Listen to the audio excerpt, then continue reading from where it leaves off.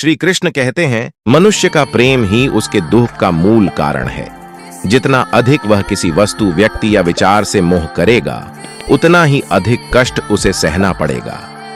प्रेम का बंधन हमें उन चीजों से जोड़ देता है जिनका स्थायित्व सुनिश्चित नहीं होता, और जब वे चीजें हमसे दूर होती हैं तो मन में पीड़ा और असंतोष का जन्म होता है। इसीलिए मोह का त्याग करना और आत्मा की शांति को प्राप्त करना ही सच्ची मुक्ति का मार्ग है।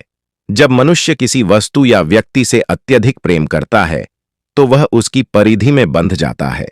यह बंधन उसे उसकी मूल प्रकृति से दूर ले जाता है और उसके मन में अस्थिरता और असुरक्षा का जन्म होता है। प्रेम के साथ आने वाली अपेक्षाएं, इच्छाएं और आशाएं हमें बंधन में बांधती हैं, और जब ये पूरी नहीं होती तो मन में दुख और निराशा का अनुभव होता है।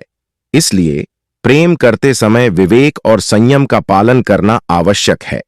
सच्चे प्रेम का अर्थ है स्वतंत्रता, जहां हम बिना किसी अपेक्षा के प्रेम करते हैं और साथ ही यह समझते हैं कि इस संसार में कुछ भी स्थायी नहीं है। यह भावना मनुष्य को आत्मिक शांति और सच्चे सुख की ओर अग्रसर करती है। मनुष्य को समझना चाहिए कि प्रेम का सार केवल प्राप्ति में नहीं, बल्कि त्याग में है।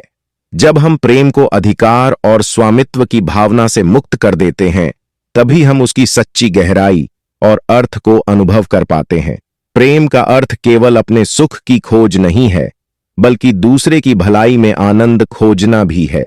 जब हम बिना किसी स्वार्थ के, बिना किसी अपेक्षा के प्रेम करते हैं, तो वह प्रेम एक दिव्य शक्ति बन जाता है जो हमारे जीवन को पवित्र और उच्च बना देता है।